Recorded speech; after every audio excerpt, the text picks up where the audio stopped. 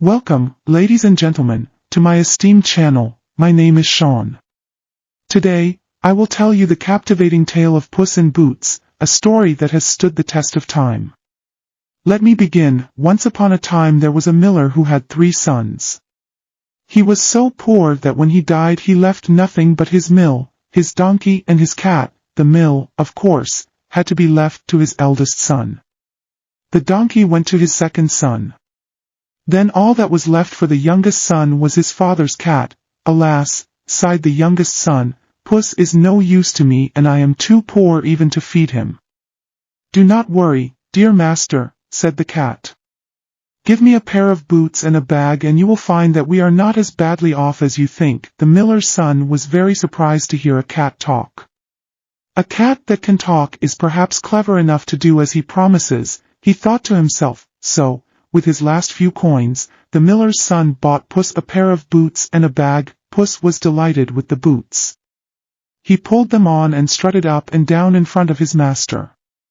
He looked so proud of himself that the miller's son could not help but laugh at him. From that time onwards, the miller's son always called him Puss in Boots. Then Puss slung the bag over his shoulder and went off to the garden. There he gathered some fresh lettuce leaves which he put in his bag. Next Puss in Boots set off across the fields. He stopped when he came to a rabbit hole. Then, leaving the mouth of his bag open, he lay quietly down. Nearby, a plump rabbit soon peeped out of the hole. It smelled the fresh lettuce leaves and came nearer. They were too tempting. First the rabbit's nose went into the bag and then its head. Puss quickly pulled the strings and the rabbit was caught, with the rabbit in his bag. Puss in Boots marched off to the palace and asked to see the king. When he was brought before him, he made a low bow and said, Your Majesty, please accept this rabbit as a gift from my lord, the Marquis of Carabas. The king was amused by this cat wearing boots and talking. Tell your master, he said, that I accept his gift and I am much obliged. On another day Puss again lay down, as if he were dead, in a field. Once more his bag was open beside him. This time he caught 2 fine partridges. Again Puss in Boots took his catch to the king. As before, the king accepted the gift from the Marquis of Carabas. He was so pleased with the partridges that he ordered the cat to be taken to the royal kitchens and fed. As it happened, the king had a daughter who was said to be the most beautiful princess in the world. Now one day Puss in Boots heard that the king and his daughter were going for a drive along by the river. Puss ran immediately to the miller's son and said, My master, if you will now do as I tell you, your future will be made. What would you have me to do? Asked the miller's son. Come with me, my master, replied Puss and led him to the bank of the river.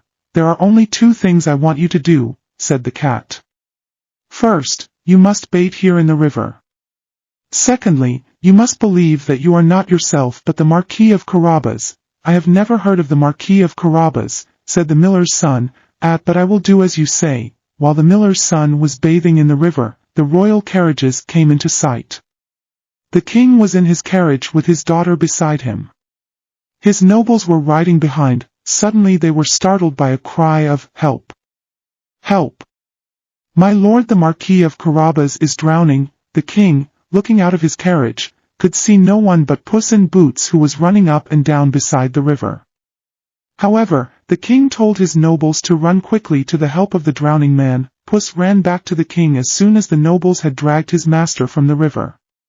Making a low bow, he said, Your Majesty, what shall my poor master do, for a thief has stolen his clothes? Now the truth was that Puss in Boots had hidden the clothes under a large stone. That is most unfortunate, said the king. We cannot leave him there without clothes. So he gave orders to a servant to fetch a suit from the palace. When the miller's son was dressed in a suit of good clothes, he looked a very fine man indeed. The king then invited him to go for a drive with them. So the miller's son sat in the carriage beside the princess. Puss ran on quickly, ahead of the carriage. He stopped when he reached a meadow where the mowers were cutting the grass. Puss spoke to the mowers. The king is coming this way, and he may ask you whose meadow this is. Unless you sat that it belongs to the Marquis of Carabas, you shall all be chopped as fine as mincemeat. The mowers were simple fellows and they were terrified to hear a cat talking in such fierce voice. A few minutes later, the king and his nobles drove by. As the king passed the large, lovely meadow, he stopped his carriage and spoke to the mowers. "Tell me," he asked, "who owns this fine meadow?" "It belongs to the Marquis of Carabas, your majesty," replied the mowers. At that the king turned to the miller's son. "You do indeed own a fine meadow, my lord," he said. Meanwhile Puss had run further on along the road. He reached a cornfield in which reapers were busy cutting the corn. "The king will soon drive by," said Puss to the reapers. "He might ask whose cornfields these are.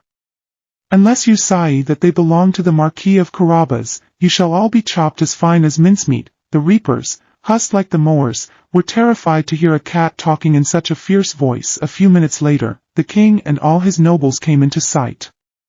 Once more the king stopped his carriage. "Tell me," he said to the reapers, "who owns these fine cornfields?" "They belong to the Marquis of Carabas," replied the reapers.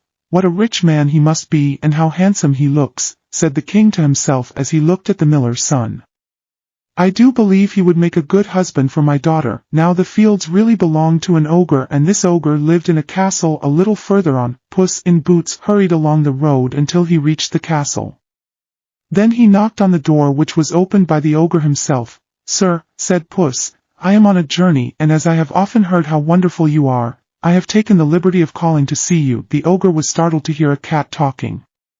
Yet he was pleased to learn that the cat had heard how wonderful he was. He immediately invited Puss into his castle. "I have heard," said Puss, "that you can change yourself into any animal you choose."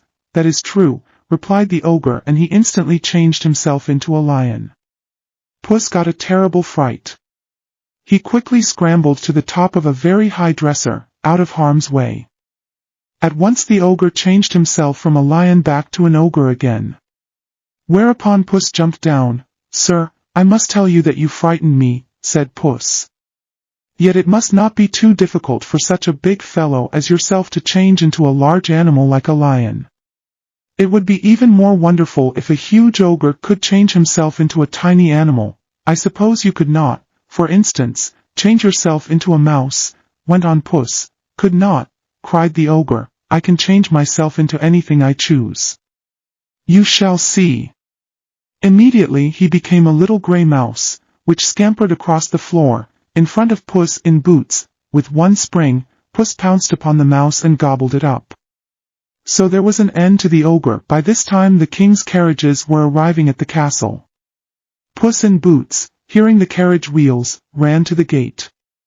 Bowing low, he said, "Welcome, your majesty, to the castle of the Marquis of Carabas." "What, my lord?" cried the king, turning to the miller's son. "Does this castle also belong to you?" "I have nothing so grand in my whole kingdom." The miller's son did not speak but gave his hand to the princess to help her from the carriage. They all entered the castle, where they found a wonderful feast ready to be served. It had been prepared for guests whom the ogre had expected.